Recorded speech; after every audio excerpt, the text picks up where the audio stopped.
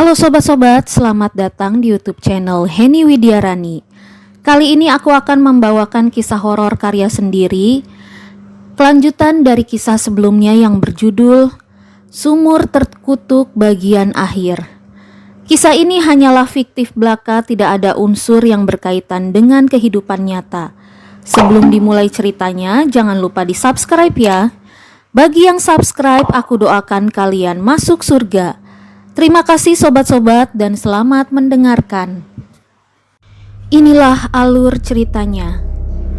Semenjak korban-korban berjatuhan di sekitar sumur, Desa Sekarwangi resmi menjadi desa yang dicekam ketakutan.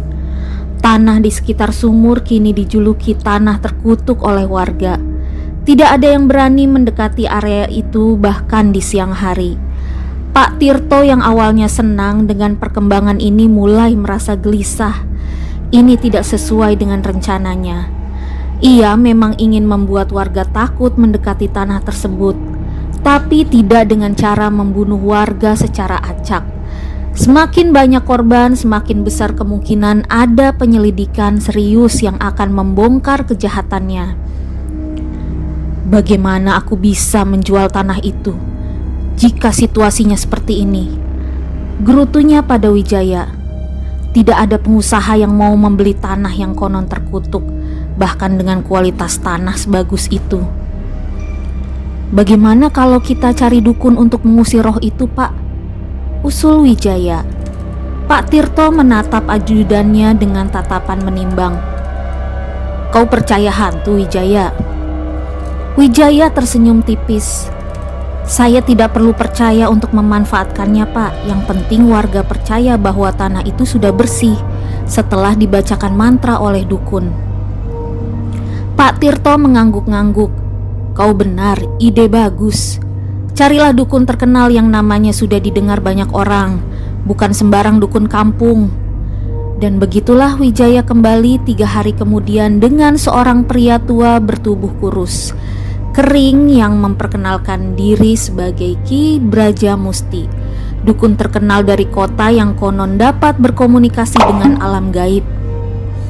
Saya dengar ini desa diganggu oleh roh penasaran, Pak Lurah, tanya Ki Brajamusti dengan suara berat dan pandangan tajam yang seolah menembus ke dalam pikiran lawan bicaranya. Benar, Ki, jawab Pak Tirto berusaha terdengar khawatir. Sudah 4 korban dalam 2 minggu terakhir. Warga saya ketakutan. Ki Brajamusti mengangguk pelan. Boleh saya tahu apa yang menyebabkan roh ini tidak tenang? Pak Tirto menelan ludah gugup.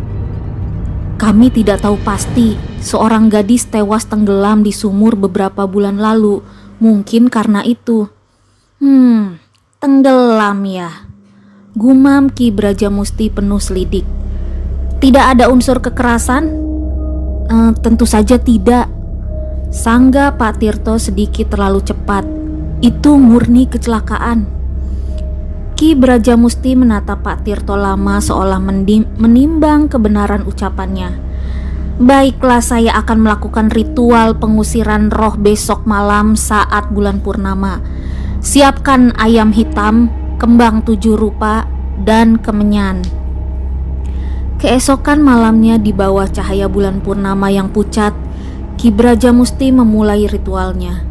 Pak Tirto dan Wijaya berdiri tak jauh di belakangnya mengawasi dengan campuran harap dan cemas. Altar kecil telah disiapkan di depan sumur, lengkap dengan sesaji dan guci tertutup yang konon untuk menangkap roh mala. Ki Brajamusti mulai membakar kemenyan. Asapnya membumbung tinggi ke langit malam. Ia kemudian merapal mantra-mantra dalam bahasa yang tidak dimengerti oleh Pak Tirto. Suaranya semakin lama semakin lantang. Wahai arwah penasaran, aku memanggilmu, tunjukkanlah wujudmu. Awalnya tidak terjadi apa-apa. Keheningan malam hanya dipecahkan oleh suara jangkrik dan kuakan burung hantu di kejauhan. Namun tiba-tiba angin bertiup kencang dari arah yang tidak terduga. Pohon-pohon di sekitar sumur mulai bergoyang hebat. Daun-daun beterbangan dan air sumur mendadak bergejolak seperti direbus. "Dia datang!" bisik Ki Brajamusti. Wajahnya tegang namun matanya berbinar penuh semangat. Dari dalam sumur kepulan asap hitam mulai membumbung berputar-putar membentuk sosok manusia. Perlahan namun pasti sosok itu semakin jelas. Seorang gadis dengan rambut panjang tergerai, gaun putih lusuh yang basah kuyup dan wajah pucat pasi yang menyimpan amarah mendalam. Mala telah kembali namun bukan lagi gadis lembut yang dikenal warga desa. Matanya yang dulu berbinar cerah kini kosong dan hitam legam. Kulitnya yang dulu kecoklatan halus kini pucat kebiruan dengan urat-urat hitam yang menonjol. Ki Brajamusti terkesiap namun dengan cepat menguasai diri. Ia mengacungkan jimat di tangannya ke arah sosok Mala. "Roh penasaran, atas nama leluhur dan kekuatan suci aku memerintahkanmu untuk masuk ke dalam guci ini," seru Ki Brajamusti dengan suara menggelegar. Sosok Mala melayang di atas sumur, kepalanya miring ke satu sisi dengan cara yang tidak alami. Lehernya membentuk sudut aneh menunjukkan bagaimana ia mati. Bibirnya yang membiru perlahan tersungging membentuk senyuman dingin yang membekukan darah. "Kau tidak berhak memerintahku," bisik Mala dengan suara serak yang terdengar seperti gema dari kedalaman sumur. Setiap kata diiringi tetesan air dari mulutnya. Ki Brajamusti mengerutkan dahi. Tubuhnya mulai gemetar meski ia berusaha tetap terlihat tenang. "Aku adalah Ki Brajamusti, pawang roh terkuat di 7 kecamatan. Tidak ada arwah yang bisa melawanku." Mala tertawa. Suara tawa yang terdengar seperti jeritan panjang membuat bulu kuduk siapapun yang mendengar berdiri. "Kau hanya manusia lemah." Dengan gerakan cepat yang hampir tak tertangkap mata, Mala melesat ke arah Ki Brajamusti. Tangannya yang kurus dengan kuku-kuku panjang tajam mencengkram wajah sang dukun. "Kau tidak bisa menghentikanku. Tidak ada yang bisa," desis Mala. Air sumur menetes dari rambutnya ke wajah Ki Brajamusti. "Mundur!" teriak Ki Brajamusti panik. Mantranya kini terlupakan. "Aku perintahkan kau untuk mundur." Namun Mala hanya tersenyum lebar. Kuku-kukunya yang tajam mulai menancap ke kulit Ki Brajamusti, menyebabkan darah mulai mengalir dari bekas luka. Pak Tirto dan Wijaya menyaksikan adegan mengerikan itu dengan wajah pucat pasi. Ketakutan luar biasa menjalari tubuh keduanya, terutama Pak Tirto yang kini menyadari bahwa ia berhadapan dengan korban kejahatannya sendiri. Bagaimana mungkin?" bisik Pak Tirto dengan suara bergetar. "Dia hanya gadis bodoh. Bagaimana mungkin?" Perkataan Pak Tirto terhenti saat pandangan Mala beralih padanya. Selama sepersekian detik, waktu seolah membeku. Mata hitam kosong Mala menatap langsung ke mata Pak Tirto, dan dalam tatapan itu Pak Tirto melihat kebencian murni yang tidak akan pernah bisa dipadamkan. Teriakan Ki Brajamusti mengembalikan kesadaran Pak Tirto. Dukun itu kini tergeletak di tanah meronta-ronta sementara Mala mencengkram kepalanya dengan kedua tangan. Kuku-kukunya menancap dalam di sekitar mata sang dukun. "Ah, tolong, tolong!" jerit Ki Brajamusti penuh kesakitan. Dengan sekali gerakan Mala mencongkel kedua mata Ki Brajamusti. Darah menyembur dari rongga matanya yang kini kosong. Sementara jeritan dukun itu semakin memilukan. Belum puas dengan kekuatan yang tidak mungkin dimiliki oleh gadis seukurannya, Mala mencengkram kepala Ki Brajamusti dan memutarnya dengan keras. Krak! Suara tulang leher yang patah memenuhi keheningan malam, diikuti bunyi daging yang tersobek ketika kepala Ki Brajamusti terlepas sepenuhnya dari tubuhnya. Darah menyembur seperti air mancur dari leher yang kini tanpa kepala, membasahi tanah di sekitar sumur. "Lari!" teriak Pak Tirto pada Wijaya. Kakinya sudah bergerak sendiri menjauhi pemandangan mengerikan itu. Wijaya tidak perlu diperintah 2 kali. Kedua pria itu berlari sekencang mungkin menerobos semak-semak dan pepohonan. Tidak peduli ranting-ranting tajam melukai wajah dan tangan mereka. Yang ada di pikiran mereka hanya satu, menyelamatkan diri dari murka Mala. Namun Mala telah menunggu saat ini selama berbulan-bulan. Tidak mungkin ia membiarkan pembunuhnya lolos begitu saja. Dengan kecepatan tidak manusiawi, sosok Mala melesat di antara pepohonan mengikuti jejak Pak Tirto dan Wijaya. "Pak, dia mengikuti kita!" teriak Wijaya panik menoleh ke belakang hanya untuk melihat sosok Mala yang melayang beberapa meter di belakang mereka. Rambutnya berkibar-kibar seperti tentakel hitam yang hidup. "Terus lari!" perintah Pak Tirto, napasnya terengah-engah. "Kita hampir sampai di jalan raya." Mereka terus berlari dengan harapan bisa mencapai area yang lebih ramai di mana Mala mungkin tidak berani menampakkan diri. Namun harapan itu pupus ketika Mala tiba-tiba muncul di hadapan mereka menghadang jalan. "Kau tidak bisa lari dari dosamu," desis Mala. Wajahnya kini berubah menjadi topeng kemarahan murni dengan mata hitam besar yang seolah mampu menelan jiwa. Wijaya yang berada di depan mencoba memutar arah namun terlambat. Dengan satu gerakan cepat, Mala mengayunkan tangannya yang berkuku tajam menyabetkannya ke leher Wijaya. Leher Wijaya tersayat dalam, memotong arteri utama dan trakea. Darah menyembur deras dari luka menganga itu, membuat Wijaya terhuyung dan jatuh berlutut. Tangannya mencengkram lehernya sendiri dalam usaha sia-sia menghentikan pendarahan. Sedetik kemudian kepalanya terlepas sepenuhnya dari tubuhnya dan berguling jatuh ke tanah. Pak Tirto terpaku di tempatnya menyaksikan dengan mata terbelalak kematian ajudannya yang setia. Ketakutan yang belum pernah ia rasakan sebelumnya menghantam dirinya. Ia jatuh terduduk di tanah, tubuhnya gemetar hebat. "Ampun Mala, ampun," isak Pak Tirto. Air mata ketakutan mulai mengalir di pipinya. "Aku menyesal, sungguh menyesal." Mala perlahan melayang mendekati Pak Tirto. Ekspresinya dingin dan tanpa belas kasihan.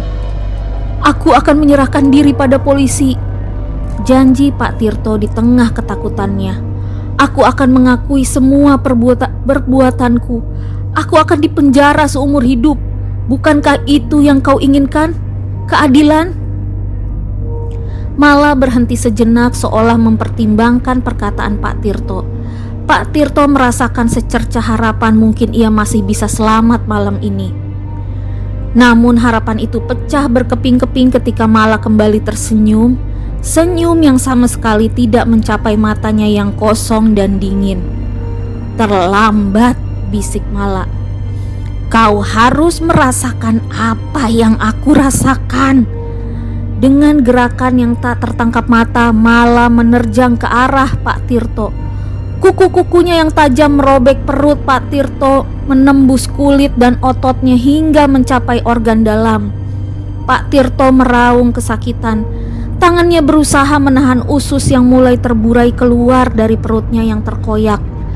Tapi Mala belum selesai. Ia mencengkram wajah Pak Tirto. Kuku-kukunya menancap di sekitar matanya, persis seperti yang ia lakukan pada Ki Brajamusti. "Tolong, kumohon!"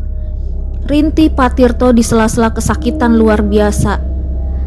"Apakah aku memohon saat kau mencekikku?"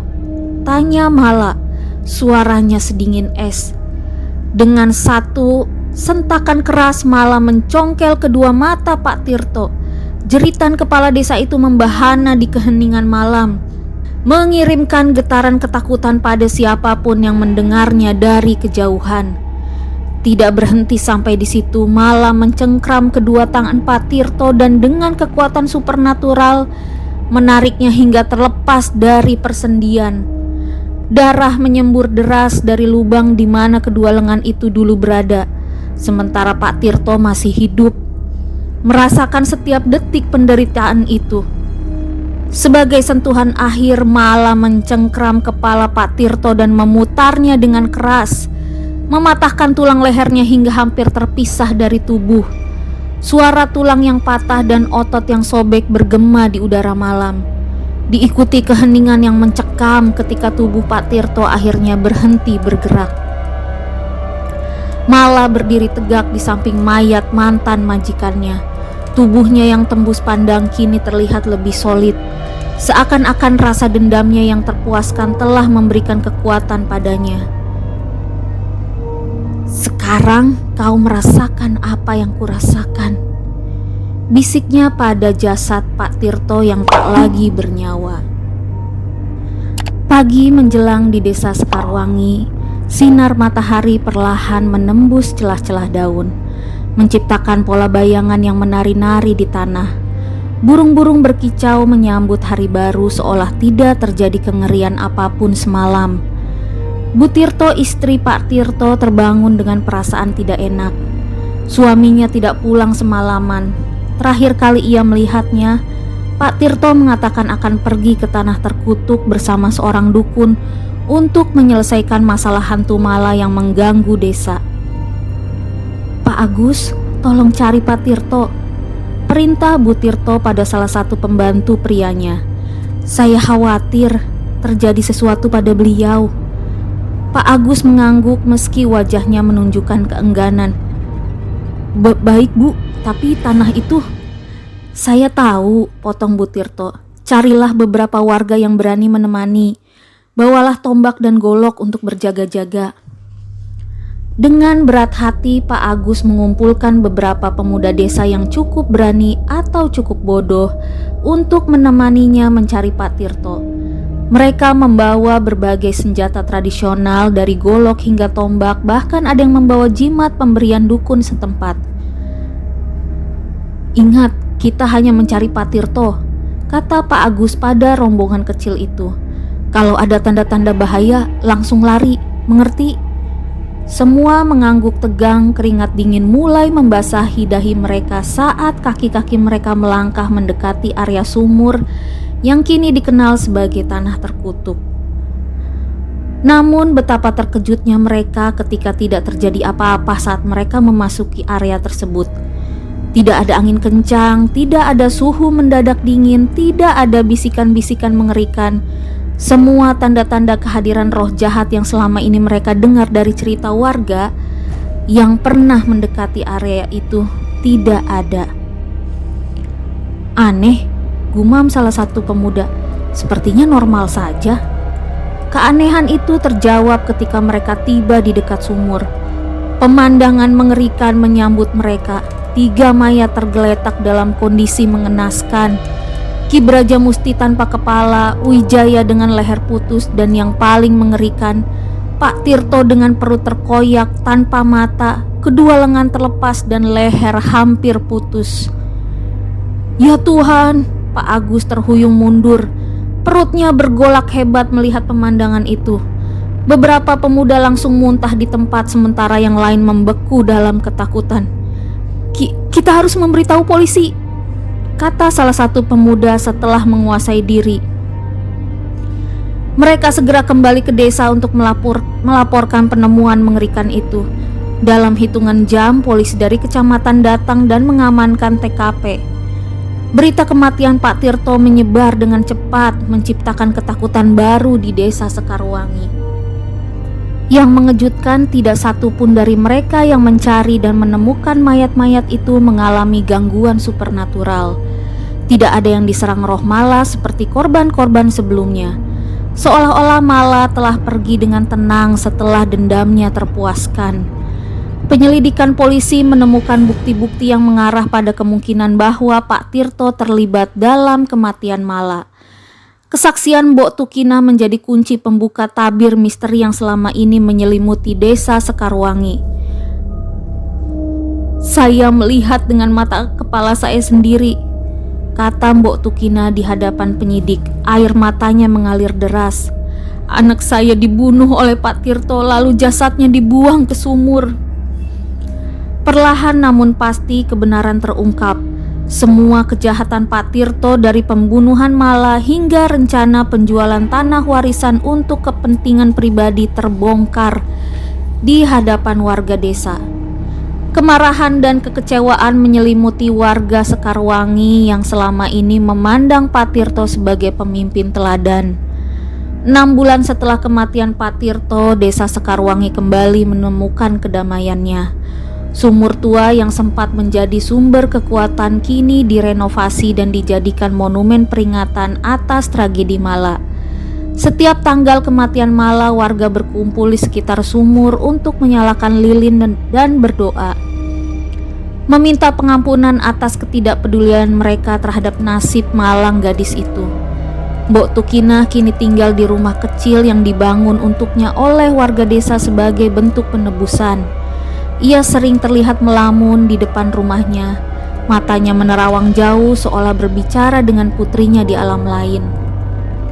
Ada yang mengatakan bahwa pada malam-malam tertentu ketika bulan purnama bersinar terang, sosok Mala terlihat di sekitar sumur.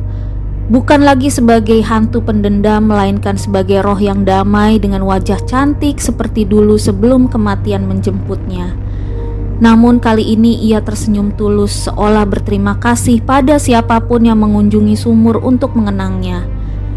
Desa Sekarwangi pun kembali menjadi desa yang tentram dan damai, dengan sebuah pelajaran berharga yang tidak akan pernah mereka lupakan, bahwa kejahatan seberapapun tersembunyi dan berkuasa pelakunya, pada akhirnya akan selalu terungkap dan mendapat balasan.